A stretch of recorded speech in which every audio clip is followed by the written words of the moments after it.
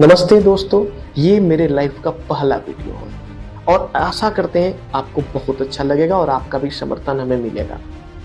दोस्तों 2008 में एक दिल दहलाने वाली ऐसी घटना जो पूरे मुंबई को हिला कर रख दी थी। ऐसा लग रहा था मानो किसी देश के आर्मी ने मुंबई पर आकर के अटैक कर दिया। खून से लथपथ रेलवे स्टेशन, लाशों के उड़े हुए चिथड़े, धुआं धुआं ताज होटल। आतंकियों का एक ऐसा मंजर जो मुंबई के इतिहास में हमेशा बने रहेंगे और दशक या शताब्दी भी बीत जाए तो उस शिहरन को कम नहीं किया जा सकता है। दोस्तों बहुत कम ही लोग जानते हैं कि इस अटैक में भारत के साथ साथ America, Israel, Australia, Germany, Canada, France, Britain, चीन, जापान, स्पेन समेत कुल 19 देश के निवासी मारे गए थे। उस रात लग तो ऐसे रहा था जैसे यह रात लोगों के जीवन की सबसे अंतिम रात है। अब आप समझ सकते हैं कि यह अटैक भयावह और विनाशकारी अटैक तो था ही, लेकिन इसमें भारत के कुछ बड़े बड़े नेताओं और अन्य लोगों की भी संलिप्तता सामने आई थी। इस अटैक में मरे हुए निवासियों और उनके जो देश है उसका लिस्ट में वीडियो का सबसे अंतिम भाग में दे दूंगा। बाकी अभी आप जाकर के डिस्क्रिप्शन में देख सकते हैं, मैं वहां दे चुका हूं।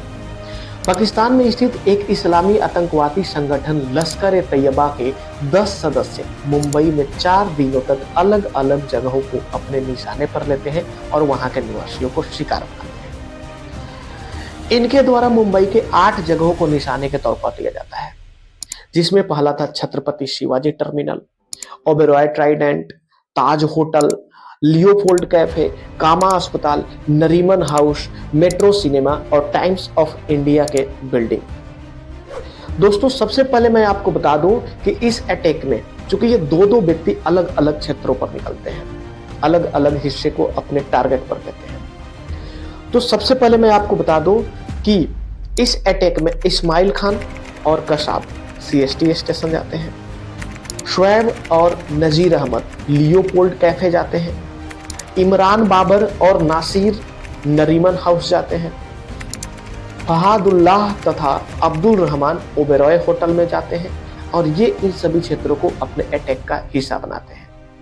हालांकि टेरर अटैक के जो 10 सदस्य थे उसमें से 9 तो पुलिस मुठभेड़ में ही मारे जाते हैं, जबकि एक जो बचता है, एक ही मात्र बचता है, वह था अजमल कसाब।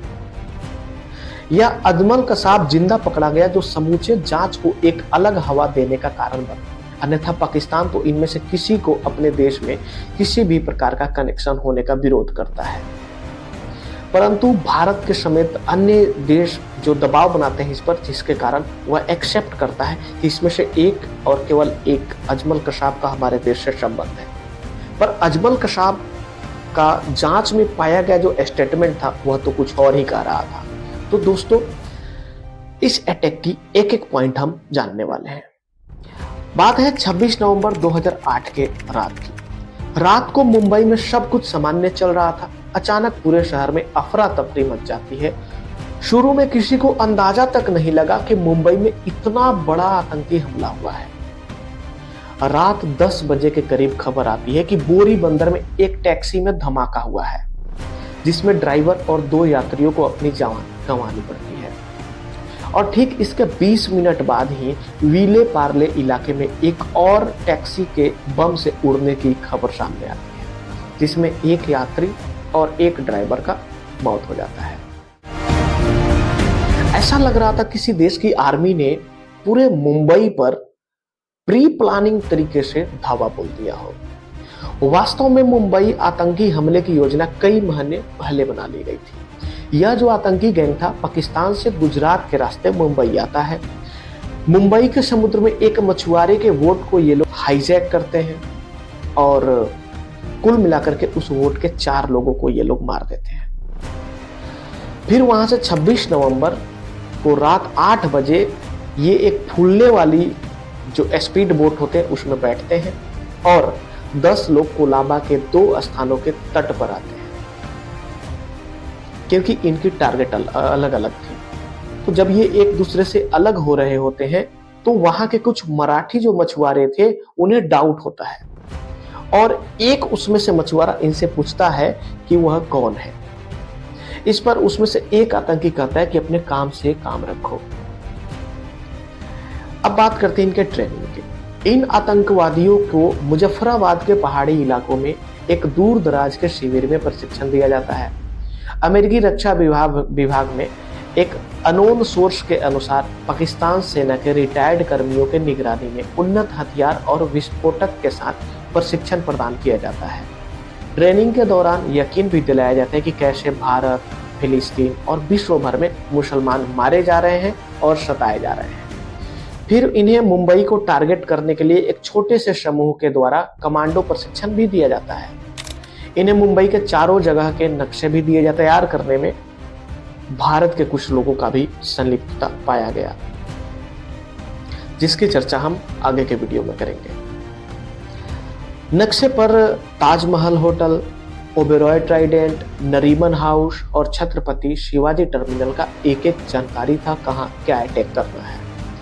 बात करते हैं सबसे पहले छत्रपति शिवाजी टर्मिनल की। यहाँ 2 बंदूकधारी इस्माइल खान और अजमल कसाब आते हैं, मैं आपको पहले बताया था। लेकिन जितने भीड़ की वे एक आंकड़ा लगाए थे, यहाँ पर भीड़ उतनी ही कम थी क्योंकि रात के 9:30 बज रहे थे और लगभग अधिकांश लोग अपने घरों पर जा चुके थे।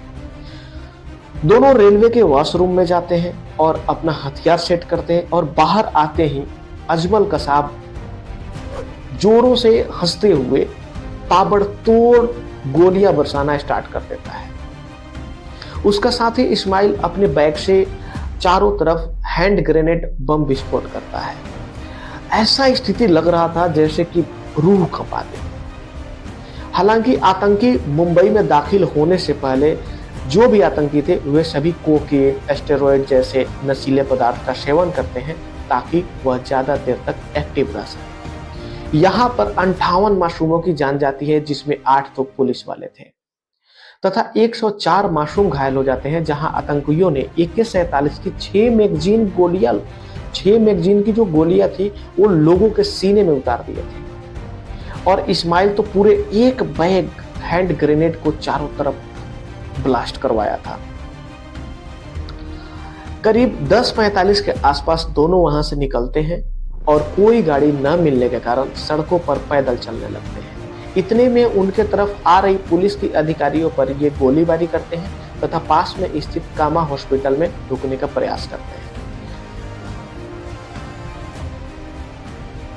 अब आता है तीसरा मंजर, जब आतंकी गुस्से में रोगियों को मारने के इरादे से कामा अस्पताल की ओर रुख किए, लेकिन अस्पताल के कर्मचारियों ने सभी रोगी वार्डों को लॉक कर दिया, जिस कारण वहां पर कुछ ही लोग उनके गोलियों का शिकार होते हैं।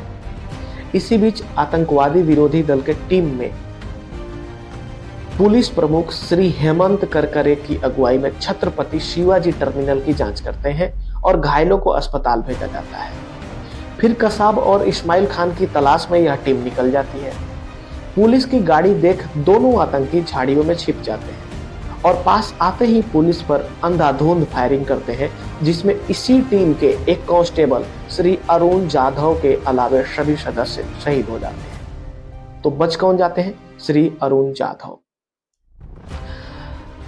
ये जो आतंकी है ये क्या करते हैं, अब इस पुलिस के वैन को जब्त करते हैं और जो भी पुलिस दल थे उनको मृत मानते हुए ये मालाबार तट के तरफ बढ़ जाते हैं। अब चूंकि फायरिंग के दौरान क्या होता है कि एक बुलेट इस गाड़ी के टायर में लग गई होती है और टायर फट चुका होता है, जिस वजह से इन्हें ड्राइविंग करने में समस्या होती है। अतः इन्हें एक दूसरे गाड़ी की भी जरूरत थी। रास्ते में ये एक दंपति के कार को छीनते हैं और पुलिस के इस गाड़ी को यहीं छोड़ करके उस कार से निकल जाते हैं। पुलिस के इस गाड़ी में अरुण जाधव लाशों के बीच दबे होने के कारण बचा रहता है, जो कि मैंने पहले ही बताया था। वे क्या करते हैं कि आतंकियों की जानकारी अग्रिम पुलिस स्टेशन को दे देते हैं। इनके रास्ते में अब पहले से ही पुलिस इनकी पूरी खातिरदारी करने के लिए तैयार रहती है। ये जैसे ही आते हैं पूरे बैरिकेडिंग से रोड ब्लॉक। अब ये देखते हैं अब हमें यहां से भागना ही होगा। ये क्या करते हैं कि यू टर्न लेना चाहते हैं, लेकिन गाड़ी जो है डिवाइडर में जाकर फंस जाती है और इस्माइल खान वहीं पर मारा जाता है। हालांकि पुलिस को लगता है कि दोनों आतंकी ढेर हो चुके हैं, पर एक रिटायर्ड फौजी तुकाराम ओम्बले जो अब कांस्टेबल में कार्यरत थे, जैसे ही गाड़ी का दरवाजा खोलते हैं देखते हैं एक आतंकी जिंदा है। वे तुरंत उसे पकड़ते हैं और कसाब अंधाधुंध फायरिंग करने लगता है, पर तुकाराम जी उसे बिना छोड़े सारी गोलियां अपने सीने में खाकर बाकी के साथियों को और एक बड़े षड्यंत्र के रहस्य मात्र रह जाने की स्थिति को बचा लेते हैं। अब बात करते हैं लियोपोल्ड कैफे की। यहाँ भी दो हमलावर आतंकी शोएब उर्फ शोहैब और नाजिर उर्फ अबू उमेर, ये दो व्यक्ति 26 नवंबर के शाम इस कैफे पर आते हैं और आते ही अंधाधुंध फायरिंग करते हैं, जहां कम से कम 10 मासूम मारे जाते हैं, जिनमें से कुछ विदेशी भी होते हैं। ठीक 10:20 और 10:40 पर ये दो टैक्सियां जो ब्लास्ट हुई थी, जिसका जिक्र मैंने वीडियो के पहले किया था, मैं आपको बता दूं कि उसमें जब ये आतंकी आ रहे होते हैं उस टैक्सी का उपयोग करके, तो एक आतंकी ड्राइवर को क्या करता है, अपने बातों में उलझाता है और एक आतंकी इनके टैक्सी में टाइम बम लगा देता है। और इसी कारण से ये 10:20 और ठीक दूसरा 10:40 पर ये दोनों टैक्सी अलग अलग जगहों पर क्या होता है, ब्लास्ट हो जाता है।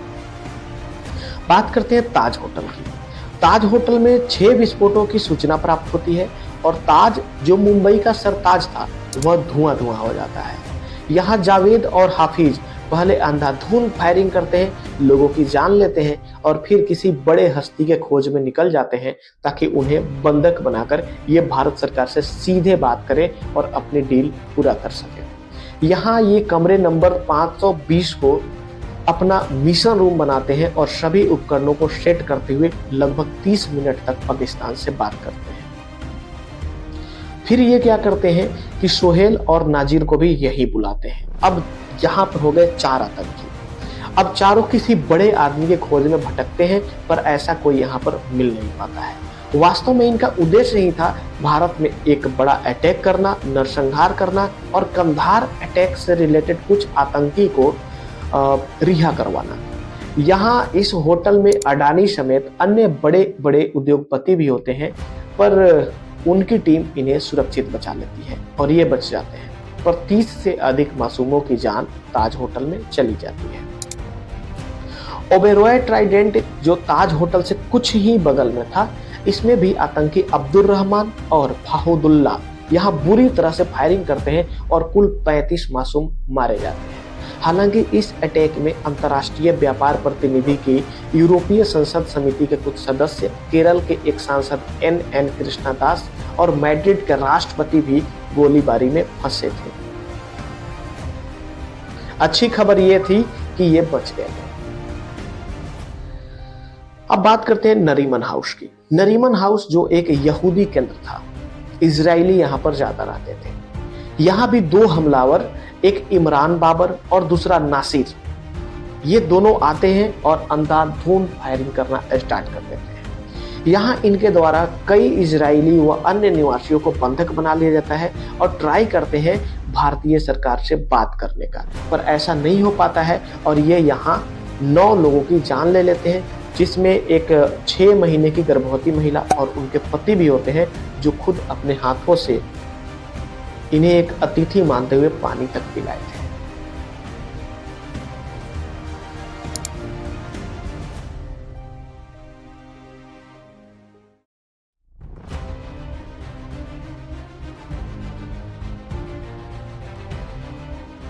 नौसेना के हेलीकॉप्टर के द्वारा हवाई सर्वेक्षण किया जाता है।